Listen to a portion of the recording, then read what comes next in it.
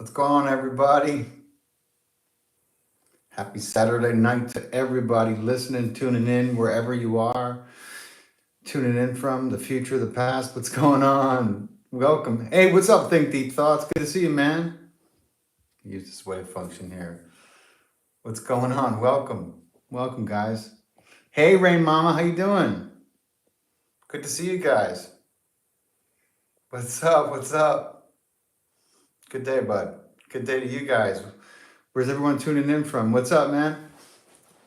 Super Chev, Canada, as always, nice. Man, I was just watching a show about Canada.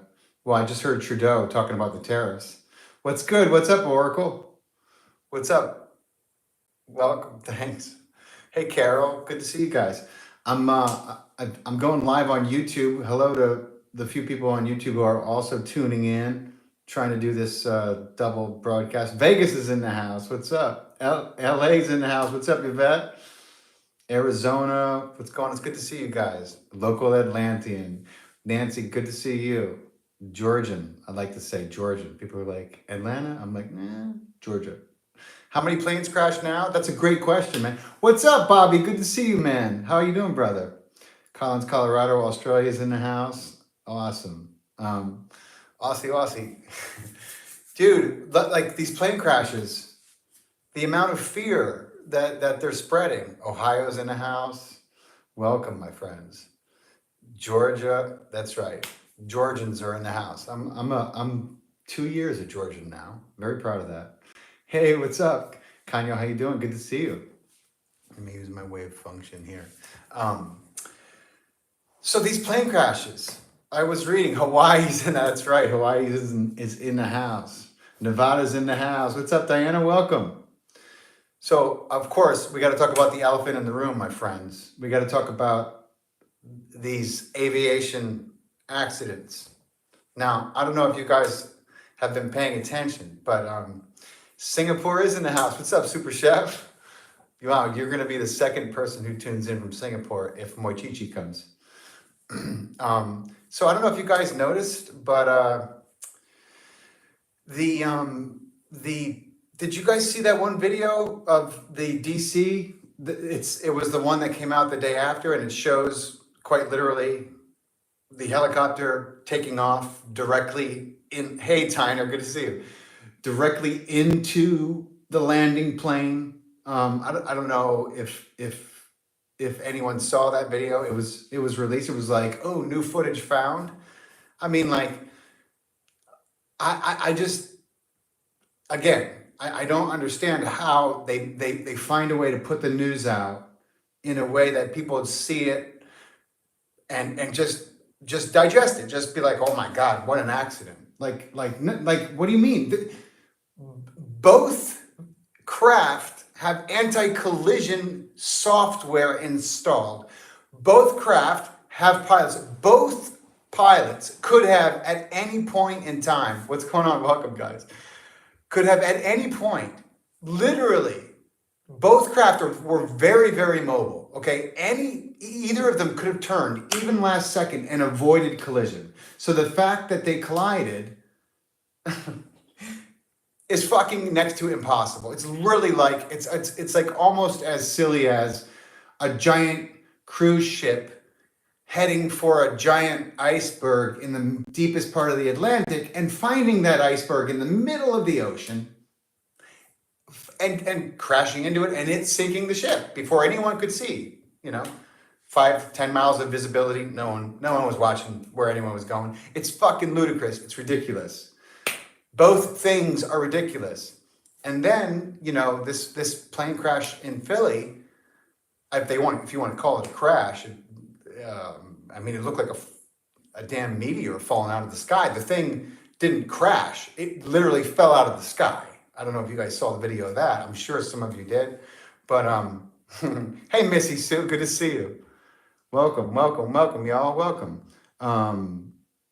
Welcome everybody on YouTube. So I'm going to start doing these dual broadcasts on YouTube and IG. So to all my people on YouTube, welcome. I do this every Saturday night, and I'm going to start doing it here too. So anyway, what was I saying? It's good to see you guys. A lot of familiar faces. What's up, Michelle? Um,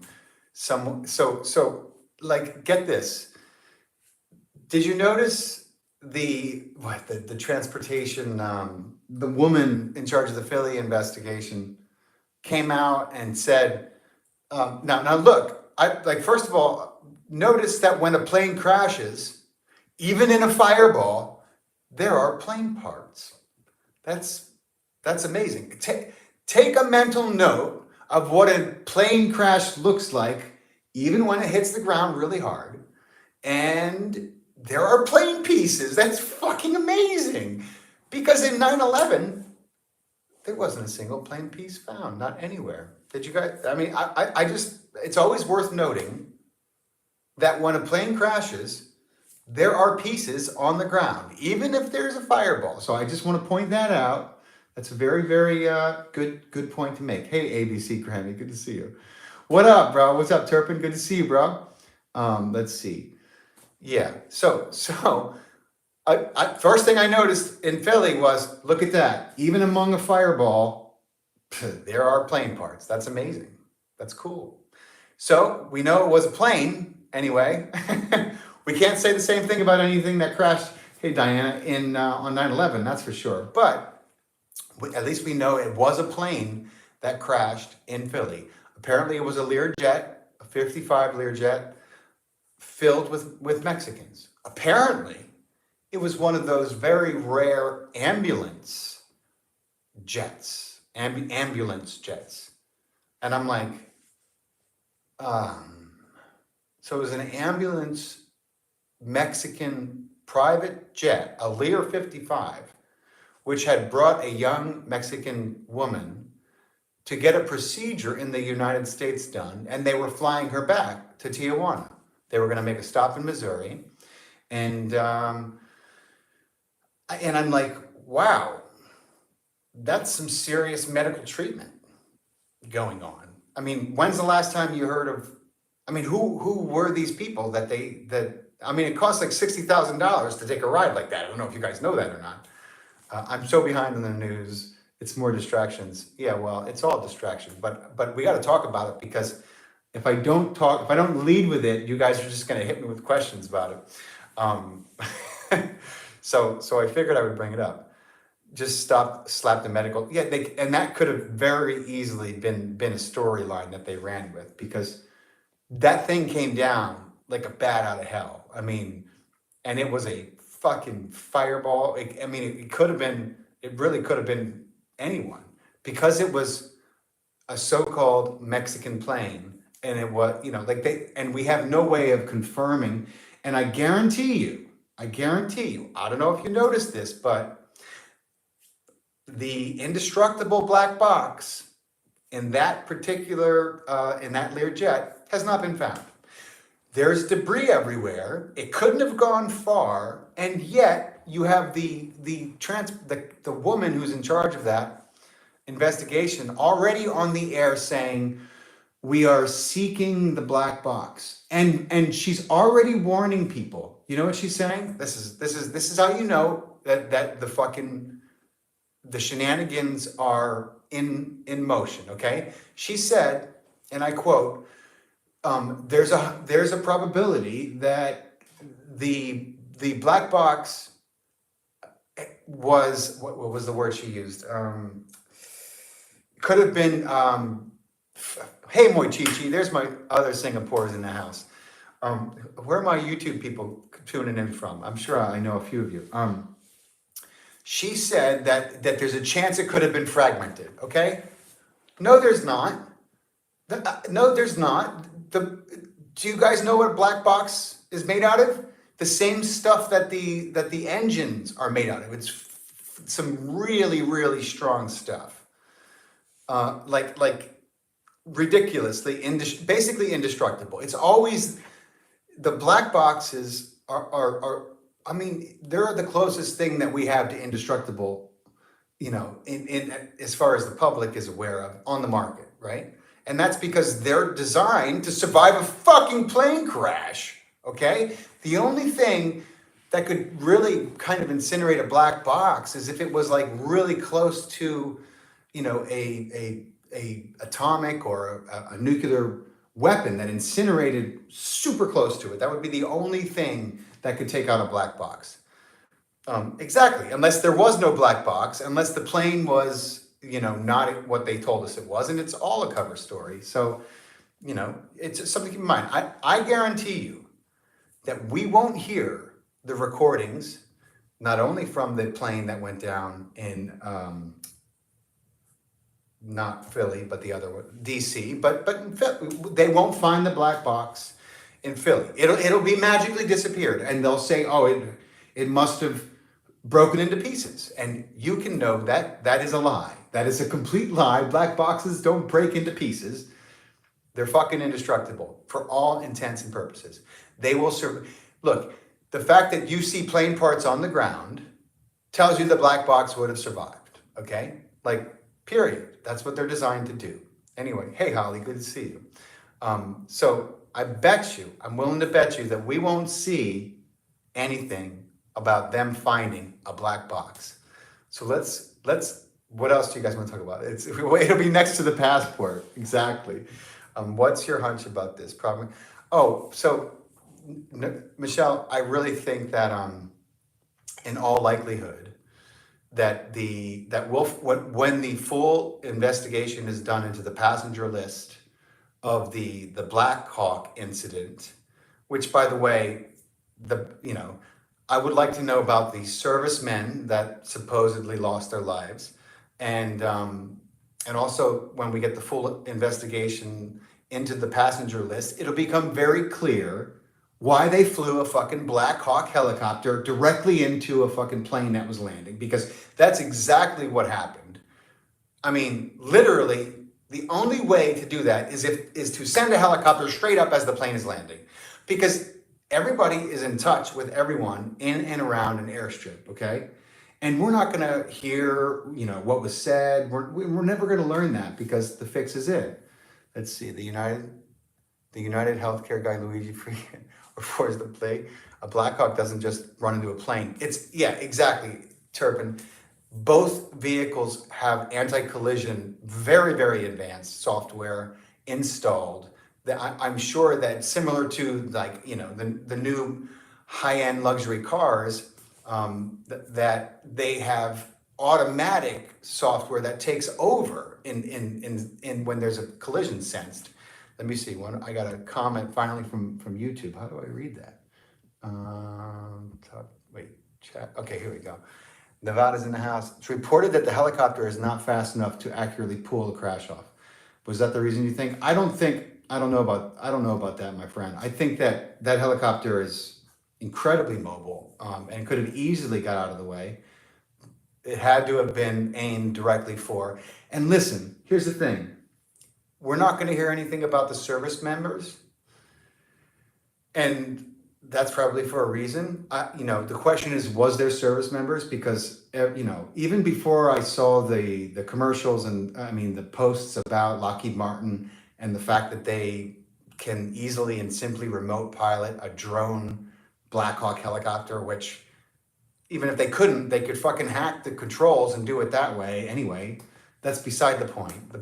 The point is, even before I saw people posting what I already knew was possible, not faster than a plane if it didn't know it was in a collision path, then the plane, but the plane could not have been completely unaware, and the helicopter couldn't have been unaware the plane was landing. You could literally visually see both, what a sexy number. I don't understand that comment. Which number? Yeah, anyway, let me see. What did I miss here, guys? What if they got placed into witness protection?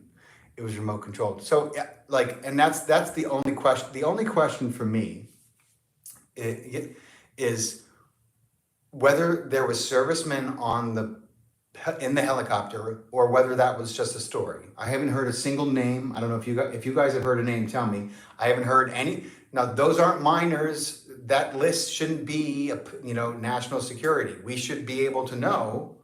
Oh, I'm the sexy number. Well, thank you. Thank you so much for the kind words. Appreciate it. So sorry, guys. Distracted. So my point is, I mean, I think we're giving the United States too much credit, imagining that they give 2 iota of a fuck about like, well, let's just use a drone so we don't sacrifice people. I think I'm waiting for the details to come out about the people driving the helicopter. I haven't heard a single thing. I haven't heard a name. And I don't know if we don't, then maybe they did use a straight up drone to make the collision happen. It's not like they needed to. They could have easily also just hijacked the controls. I mean, if they're building all the new cars with the ability to hack into them, and homes with the ability to, let's say, make them catch fire, then don't you think they built the ability in to take over anything that is a military, easily, I'm sure. And motivation, that's a good question, my friend. It was a Mexican plane filled with Mexican citizens. We're told it was an ambulatory plane, but we have no way to verify that because the thing literally fell out of the sky like a fucking comet. The explosion was immense. Well, yeah, I'm not saying that was a jet. That was a private jet. It was a Lear jet. I mean, but what I'm saying is it didn't crash land. The fucking thing fell out of the sky. So, what happened? They said that it happened like moments after takeoff, but apparently it went up just high enough to literally free fall down because it was not coming down slow. That's for sure. Doesn't the military come in and take over when it involves? Oh, of course. And that's the other reason why we'll never know. Whatever you have been told or shown was to shape what you think. Yeah, I know, but I know how to read between the lines, bro. Like I just look at what they're trying to tell me, so I know what they're trying to lie about. So that being that, right? It is what it is. We'll have to wait and see. I guarantee you, it all becomes clear when the full list of passengers for the plane that crashed in DC is released. It'll be much clearer why a accident befell the plane and whether or not the plane was the Lear crash was actually an ambulatory. I mean, I don't know about you guys. Has anyone ever heard of a fucking Lear jet, an ambulatory Lear jet? I mean, that's a $75,000 ambulance ride from Mexico to DC. When's the last time you heard of anyone getting emergency care on a fucking Learjet? I mean, like, lifestyles of the rich and famous. I don't know I don't know what was wrong with her. We don't have any information. We have no way of knowing. I've never, exactly, McGuire, never. I've never, and they were like, well, actually, 25% of all medical emergency airfare is done with jet. I'm like, really? 25%? I'm pretty sure it's always airlifting, with helicopters. Not like, oh, son of a bitch, we have to save this girl. Quick, fly her from Tijuana to DC. Like, what the fuck? Who's ever heard of anything like that? Like, what kind of family has that kind of money? Maybe for an organ transfer? That's a good point, Gravy. That's a good point. But if it was, why wouldn't they just say that? If that's really what happened, the reason why they wouldn't say that is because they know that there would be no way to, the medical records would yeah, I know there's a lot of Mexicans that have a lot of money. I know that. I'm not naive about that. But the fact that they're putting out stories saying, because immediately they always, what they want you to know, that's the narrative. That's how you can tell. And what they said right away in the articles I read was 25%, 25% of all, actually 25% of all medical craft are private commercial jets. And I was like, I've never even heard of that, and if they were, wouldn't they be like a fucking Cessna? You know what I mean? Like, wouldn't it be like a cheap, and to go, and they also mentioned, by the way, average distance 60 miles. So why would you need a jet? And why would you need a fucking Learjet? And if she was, listen, that's a good point, Gravy, but if she was getting an organ transfer, that's easy. That's a simple cover story. If it was something of that nature, that would have been the first thing they said. I guarantee you it wasn't that. The fact that it was all Mexican citizens in that thing, and there was only 6 of them. Dude, this fucking thing, the whole thing stinks to high heaven. The whole story could be made up. It could literally have been Mexican drug cartels meeting with people in the fucking CIA, not realizing that they weren't ever going to make it home. Literally, it could be that. We'll never fucking know. We'll never know. But I'll tell you one thing, it all stinks to high heaven to me. Let me see here. Okay, what else did I miss? Okay. Bear with me, guys. Let me see. Yes, my father had to take one back from Dominican Republic, the one we used called Angel Med Flight to Newark, New Jersey. He had to take a commercial, a Learjet, Missy Sue? That's crazy. I guess so. I guess it's not that incredibly rare.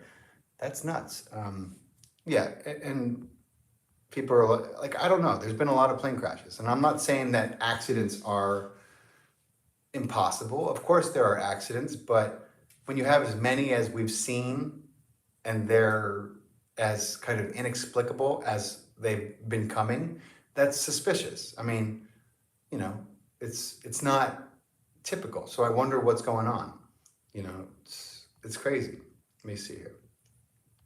So should we move on? Can we move on? Can we move on to more, let's say, less tabloid subject matter? You know, I did a podcast with, I'm sure many of you on Instagram follow him, and many of you on YouTube may also know of his channel. He has a podcast called The Way Forward, and it's a health alternative. It's an alternative health podcast, but he has some incredible people on his podcast. And I just had him on. His name's Alex Zek. Now, if you guys are like me, during the the health crisis, air quotes, the health crisis of 2020, 2021, Alex Zek was tweeting and putting out some phenomenal information, and like he was literally taking the thoughts right out of my head, and I immediately loved this guy. And he was getting, I mean, he was censored off Instagram 8 times, you know, and every time he was censored off, I would just wait for him to come back on, because he was like, you know, he would not give up. So I had an incredible interview with him in studio that we premiered yesterday. Very level-headed guy. We had a great conversation. Thank you, Diana. I'm so glad you checked it out, and thank you for recommending it. You saw it too? Awesome, Yvette. Thank you so much. Yvette saw it too. It was a great interview, and Alec is super kind, super nice. My whole family enjoyed him a lot. And we got into the end of he won me over in 2020, and even if he never did anything else after that, I'll always love him for how resilient, and just incessant he was about calling out the bullshit that was happening. It was incredible to see. So it was really surreal to have him in studio sitting across from me. He's an old soul, but he's incredibly young. Yeah, I mean, he graduated from college in 2016, which is, God, it's like 8 years ago. So a lot of wisdom for his age, but it was a great interview. If you haven't seen that, check that out. It was really a lot of fun. And we got into angels and I was like, Alec, because at the end of the interview, after we talked about virology for a while, and we said things that I can't repeat on here, especially here, but here too. And Alec is big into, terrain versus germ theory and the truth behind that. And into the science behind what we understand to be virology. Or lack thereof. And of course, virology and vaccines are a very touchy subject. They are certainly a Rockefeller creation. And they've been around a long, long time. Anyway, we have a section about that's going to live on our Patreon page, because, it would get us thrown the fuck off YouTube in a heartbeat. Hey, Czech, good to see you. And we don't want to get thrown off YouTube. We're just starting to build a formidable following. And but besides that, we also got into angels and extraterrestrials, you know, and I wanted to ask Alec about it. What's up, Truancy? Um, because Alec is, you know, he's very level-headed. He's very, very intelligent. He's very well-read. And he, you know, most of the time he doesn't go far out in his conversation. So I was like, dude, now that I have you here, let's talk. And so it was cool. We got into, you know, we got into angels and ETs and, you know, and I asked Alec what his thoughts were on that, and he shared them. You know, Alec is great because he's very open minded. You know what I mean? He has not made up his mind about a lot of things. And I had when I was an actor, I used to work with a very famous director. His name is Mike Nichols, and Mike Nichols was, I mean, he was an Academy Award winning, Tony Award winning, Emmy Award winning director. Very, very famous. He's passed on now, but probably have heard. I mean, he directed things like The Birdcage, and the podcast is the one I just released yesterday with Alec Zeck. You'll see it on YouTube. Anyway, so Mike Nichols said to me one time. He said, Faust, the time to make your mind up about something is never. And I was like, wow, yeah, I guess you're right. You know. The time to decide, and I respect that a lot about Alec. You know, he's very much like, I don't know, and I'm okay with not knowing. You know, so that's cool. I am literally knee deep in research about the Bushes and the Clintons, and that's going to be explosive. I have almost 30 fucking pages. 30. You watched Birdcage earlier, Missy. That's hilarious. Yeah, Mike Nichols was brilliant. He was so humble and kind, considering he was like, you know, as big of a star as you can be. And he worked with us young actors, you know, at the time, just like he would everyone else. It was really awesome. So you guys, you gotta stay tuned, because I'm putting this together. I have like 30 pages, single spaced. The Graduate, that's right. That's another phenomenal movie. He also he directed, well, when I was working with him, he was casting Angels in America. And he had just cast Patrick Wilson. It's called The Way Forward. That's right. Thank you, Pam, for that's the name of Alec's podcast. Yeah. So anyway, what the hell was I saying? Oh, the Bushes and the Clintons. So I have 30 pages, single spaced, of shit, of like the most incredible and diabolical criminal enterprises that possibly America, maybe the world, has ever seen. And it's come from two people, two families who have seen the highest office in all of America. And there are still people who live in America and around the world who don't understand or know the history of first the Bush clan and how far back it goes, and also the Clintons, which, you know, they aspire to be. Join us on pilled.net. I don't know what pilled.net is, but okay. Anyway, so and like, dude, like some of the shit that I have found, you guys are gonna, I mean, I think you're gonna love it. I don't know if anyone saw the Oklahoma City bombing specials I did, but of course, the Bushes and the Clintons both came up in that, and of course, that's one of the reasons why I believe firmly, after months and months of research, that the Murrah building was blown up. I mean, it had all the files in it about Mena, Arkansas, about the boys on the tracks.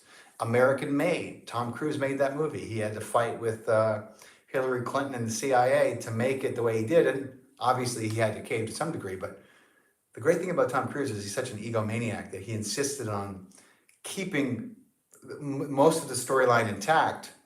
And they couldn't thwart him. Thank you so much, Lilico. I'm so glad you enjoyed it. They were great specials, very revealing because, the Oklahoma City bombing was a terrible, like the worst dress rehearsal, the worst tech dress rehearsal for 9/11 ever conceived. I mean, it was so sloppy. It's crazy. And if you want to see how sloppy it is and why, they're really lucky that 9/11 happened on the heels of it, because if it was investigated in the same way 9/11 was, it would have been blown out of the water. I mean, insane. It would have been nuts because it's so obvious. Like, anyway, so like there's a lot to it. So if you're interested in that, definitely check out the Oklahoma City bombing. The Clintons are coming. The Clinton Bush special's coming. I would love. Let me think of some nuggets I discovered, learning about Clinton. Well, I mean, like, Roger Clinton was arrested for cocaine. Bill Clinton was admitted on many occasions, not only into rehab, but to the ER for cocaine. I should stop saying that word because it's probably not going to help my algorithms. Oopsie. And Hillary's Rose, the Rose law firm is what literally enabled hundreds of millions of dollars of cocaine and heroin to come through Mena, Arkansas monthly. And that is a massive amount of money. And people are like, thank you, check. I agree. White stuff. That's right, Yvette. White stuff. What do they call it? Booger sugar? No, I don't know. There's a lot of nicknames for it. But the corruption, the amount of people who the Clintons unalived is fucking just, I mean, it's literally unbelievable. It's this enormous list. You could write books and books just on that. And that was before he even got in the White House. Like, one of the last things Clinton did in Arkansas was to change the fucking autopsy laws as he was leaving office to go to the presidency, so that suicides didn't require an autopsy. It was literally one of the last things he did. You just can't make this shit up. And that tweak in that law is still saving his ass in Arkansas to this day, which is fucking crazy, but true. Peruvian marching powder. I like that one. I never heard that one before. How do you think the Trump administration is doing? And do you think he'll expose everyone? No, Missy, I don't think he'll expose everyone, because he doesn't know who the true fucking snakes in the grass are. How do I think he's doing? Pretty terrible. I mean, everyone he's put in charge so far, with the sole exception of Bobby Kennedy Jr. If Bobby Kennedy Jr. can get confirmed, and I just heard a rumor that he has the votes to. Did you say terrible too? Yeah, and so if Bobby gets in, there's a chance that some things will get better. But as of right now, I see literally nothing. I see the person he put in charge of the EPA. It's not good. It's not good. Like, none of it is good. I don't. Trump is a snake in the grass. I can't disagree with you there, Nicholson. So far, all his promises have been empty. How can you make America healthy again when the person you put in charge of the EPA is the one who's been busting down Mexico's door to make sure that they have to spray glyphosate on their corn, even if it comes from America? Like literally years and years and years of lobbying and pressuring until they got Mexico to cave. And now Mexico has to accept corn from America that has poison on it, glyphosate. Why? Because we threatened to tariff the shit out of them, and we gave them no choice. We bullied our way into having them poison themselves with our fucking corn. I mean, you just can't. Only America would do that. Anyway, let me see what else I missed. Trump will do what his handlers want. Yeah, and like, hey, Freedom, good to see you.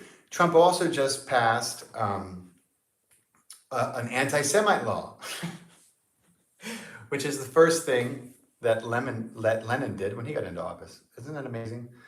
All politicians, yeah. I mean, you really can't become a politician and a president without being a snake in the grass. But now he's going to sit back and chuckle while he fucks shit up for another 4 years. I'm pretty sure he's already doing that. Don't worry about it, Freedom. You know, but the people who he's put in, I mean, he said that he learned his lesson.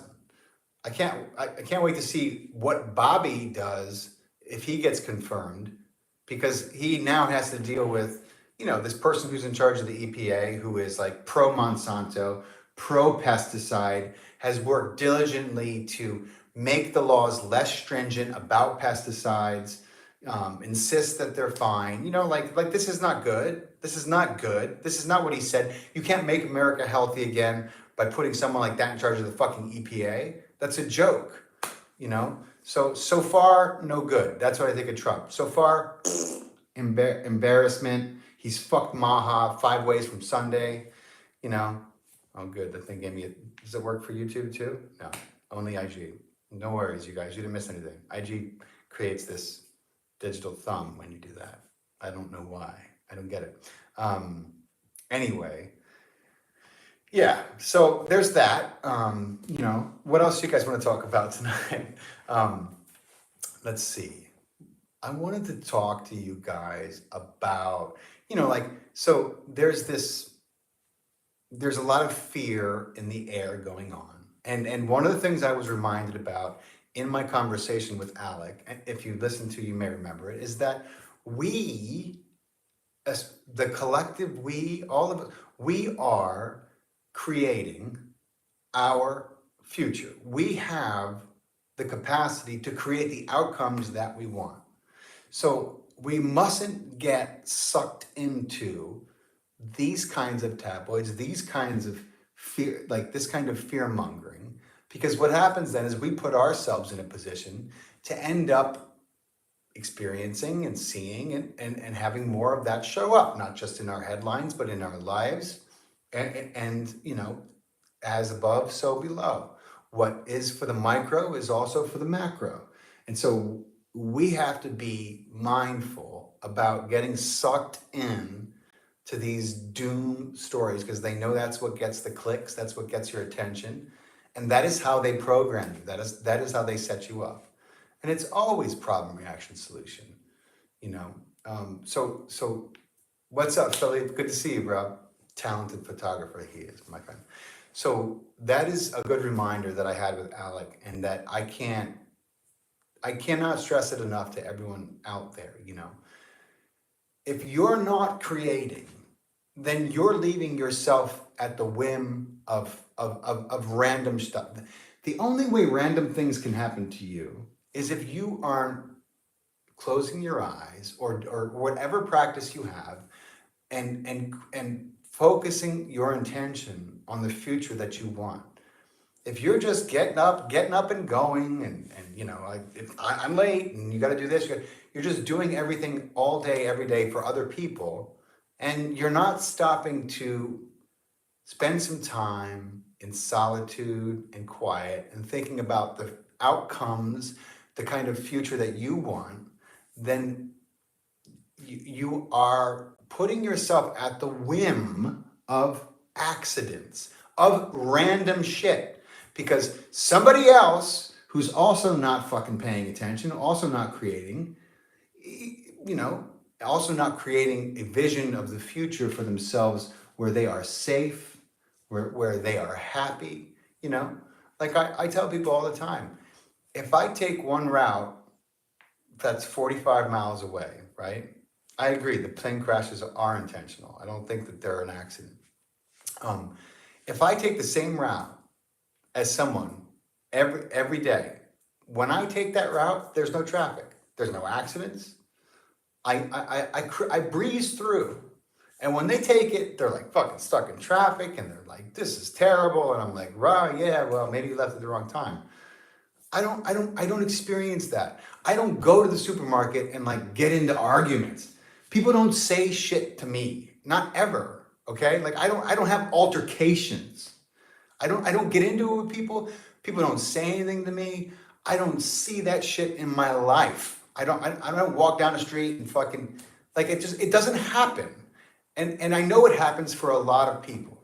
A lot of people can't go a day without having some kind of dramatic event like that happen or take place in front of them. And my question to you is, why don't you try setting an intention that has a bit of harmony in it so that you can begin to experience that in your day? Because you have that creative capacity. We all do, you know, like, and if that means turning off the news and spending 10 minutes a day in quiet, feeling into the outcomes you want, rehearsing them in your mind, doing things differently than you normally do, then take those 10 minutes, skip the fucking news, skip the IG stories, skip the YouTube story, the shorts, and do that.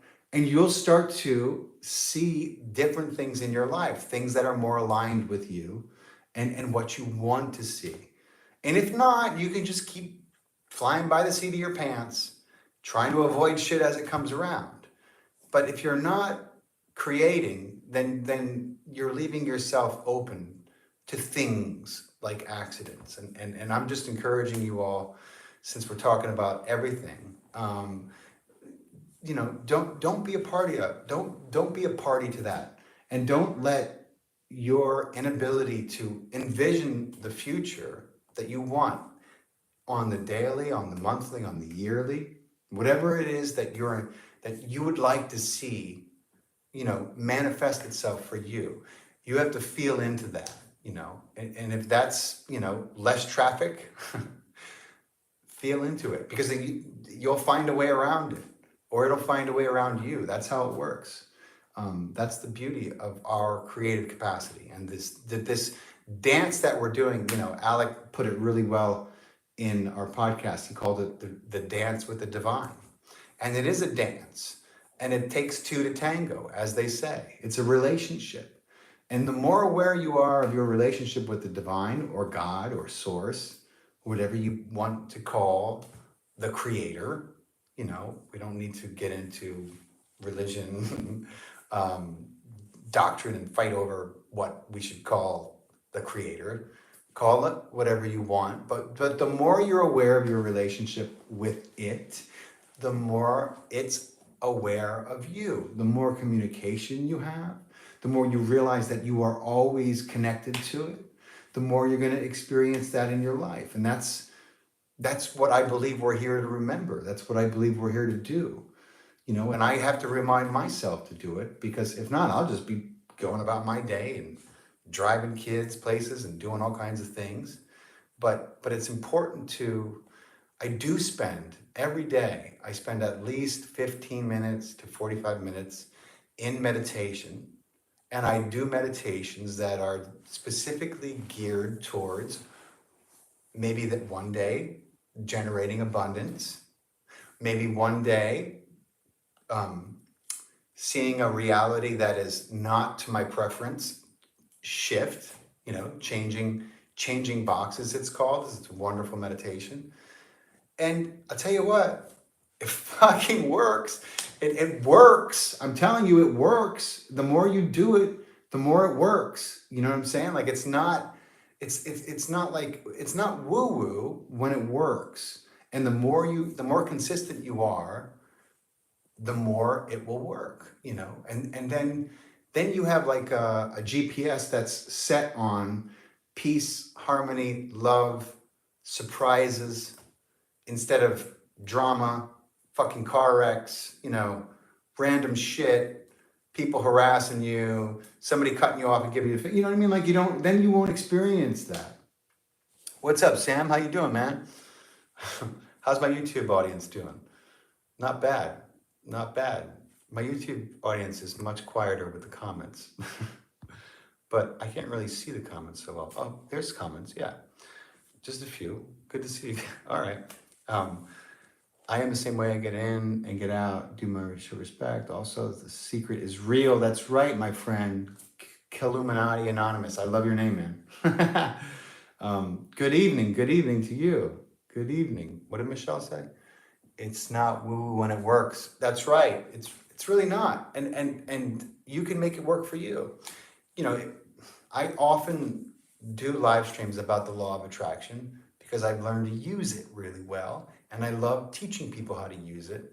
But a lot of times we have a lot of programming already ingrained that keeps us from using it to our full capacity, or makes it a much slower process than it needs to be. So there has to be some deprogramming, you know.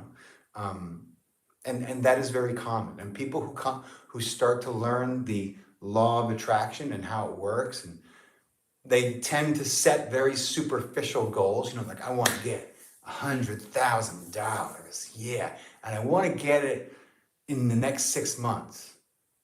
And then they're imagining all the ways that they can get it. And that's not how it works. If you're imagining all the ways you can get it, you're limiting your probability and the universe's ability to surprise you with it. And you've created expectations. Those are two big no-nos in the law of attraction. You have to feel into how you'll feel when you get it, right?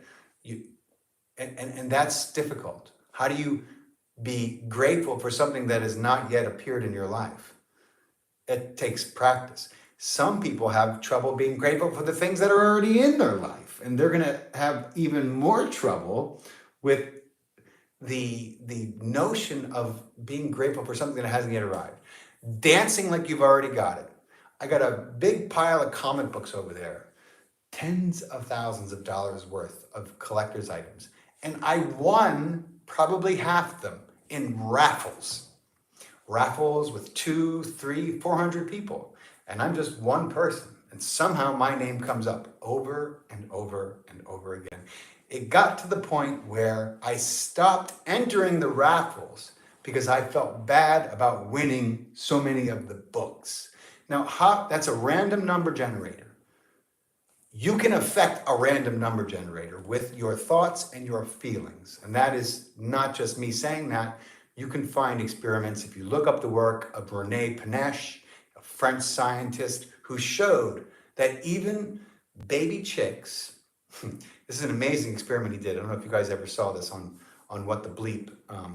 He did an experiment with baby chicks, and he put a robot, almost like one of those vacuums that go out back and forth, and he made the baby chicks imprint on the robot, and then he put the baby chicks behind a fence, right?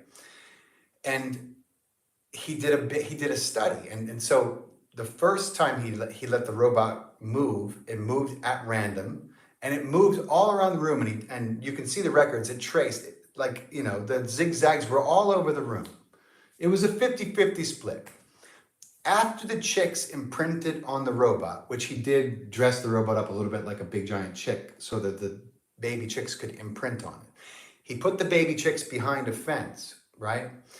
And then he set the thing, turned it back on, and allowed the random movement generator to work. It could only go, you know, left or right.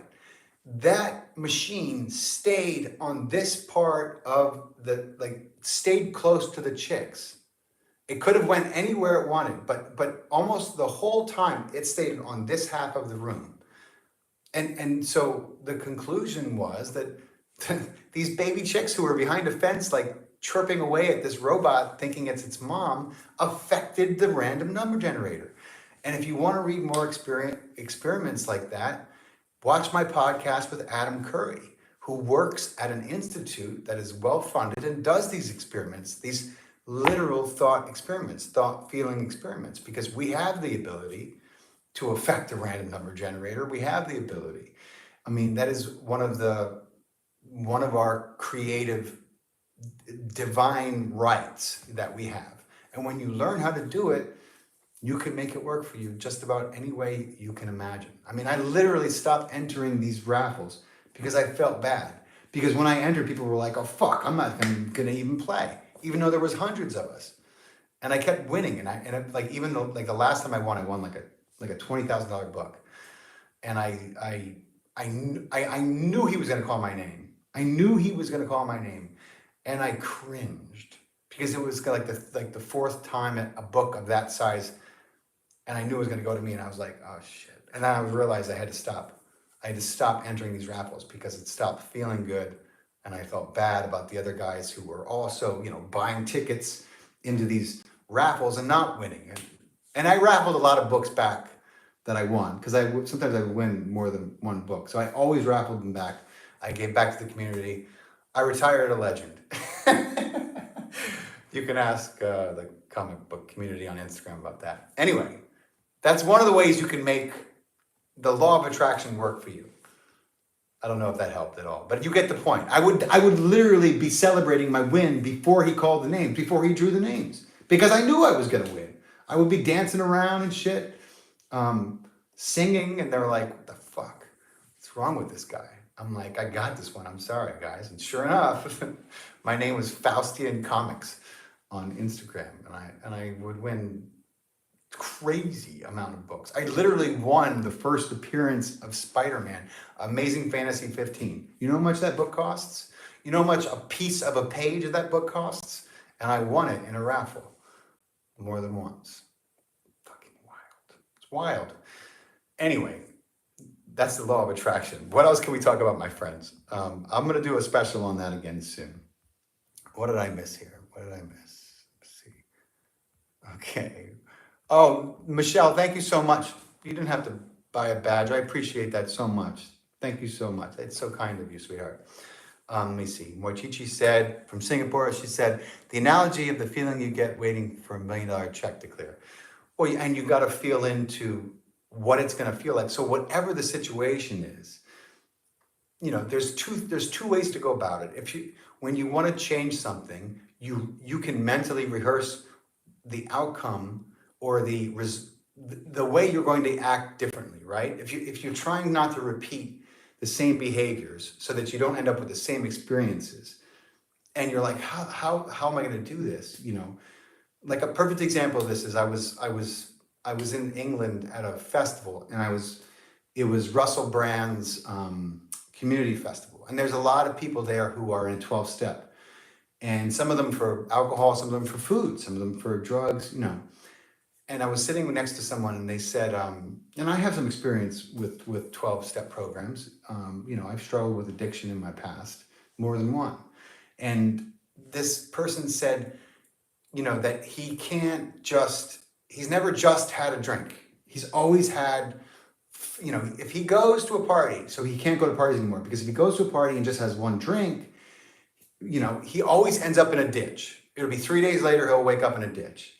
And I just turned to him and I said, have you ever rehearsed in your mind going to a party and only having one drink and just, seeing everyone having that one drink and then walking to your car or walking to your bike and heading home? And he was like, no, mate, I don't think I have. I'm like, you could try it.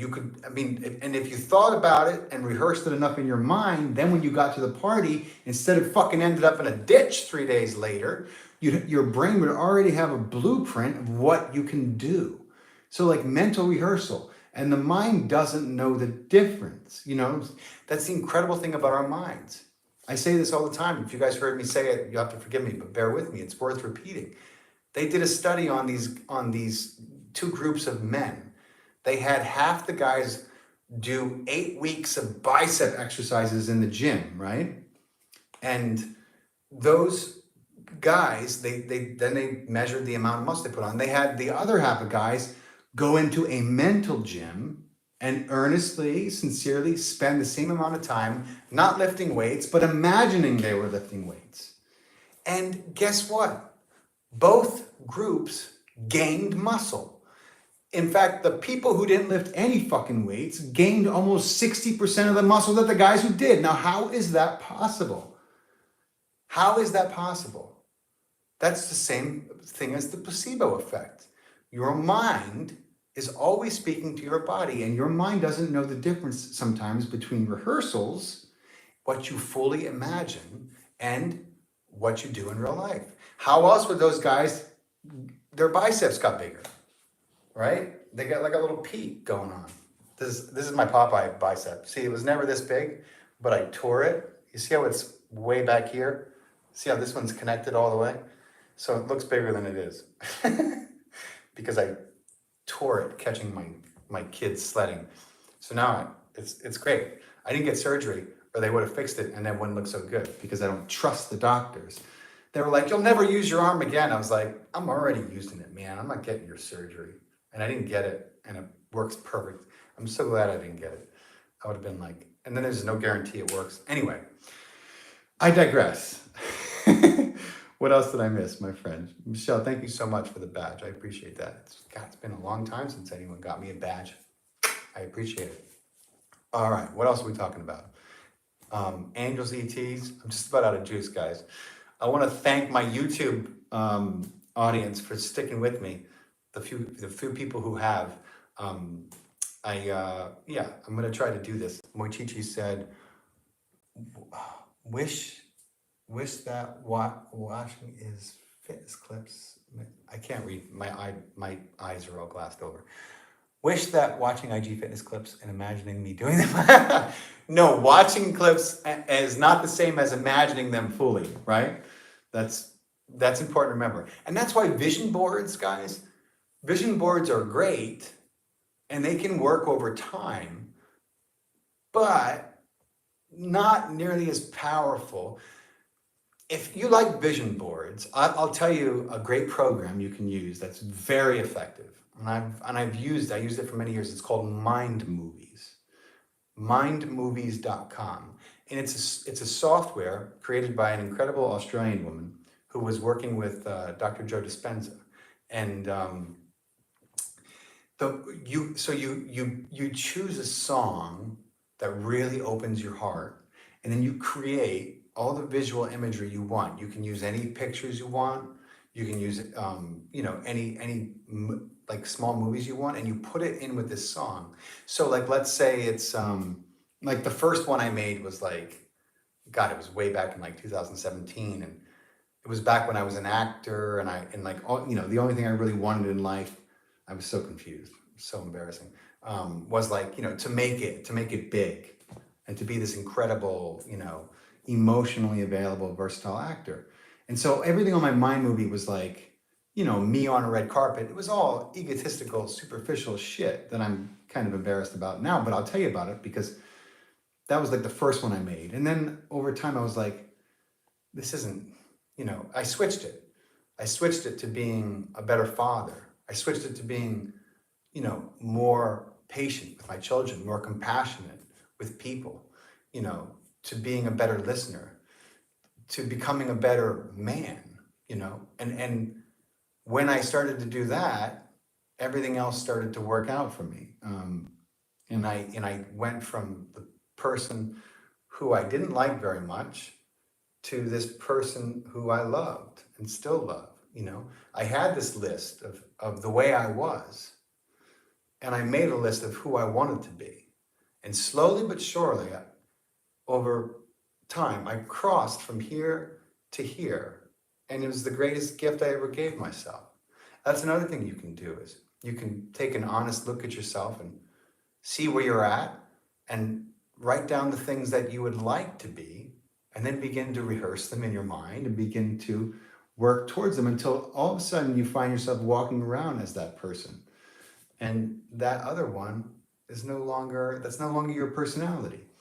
So that's another thing that you can do. But maybe next week we'll have a review of the law of attraction. You guys let me know if you would like that. I know every once in a while I do them and they go over pretty well, but I am out of juice. To my YouTube audience, thank you guys so much for joining me. This is the first Saturday night with you guys. I appreciate you guys. I got to find a way. I'm going to get a microphone for you guys. I hope the sound was okay on YouTube. And I got to figure out how to do the whole comments things. My IG family, I love you guys. Thank you so much for tuning in. What was I going to say? Oh, keep an eye out next week. We got the third installment of the new series coming out. It's the green screen series. We worked out a lot of the technical issues we had with it. Thank you, Michelle. But let me see, what happened to discussing the topic? Oh, an hour went by and we missed it. We spent way too much time talking about airplanes, is what happened. We will have to revisit angels and ETs next week for sure. I love you guys so much. Thank you so much. Have a great weekend. See you, buddy. My programming brain has me. You're welcome. Thank you for the badge. Thank you, guys. Much love to all of you. Have a good weekend. Spend it with your family. Don't forget to tell them you love them. You too. Take care. Peace, guys. I don't know how to end it on YouTube. Sorry, guys. Bear with me. Oh, there we go. Okay. God bless you.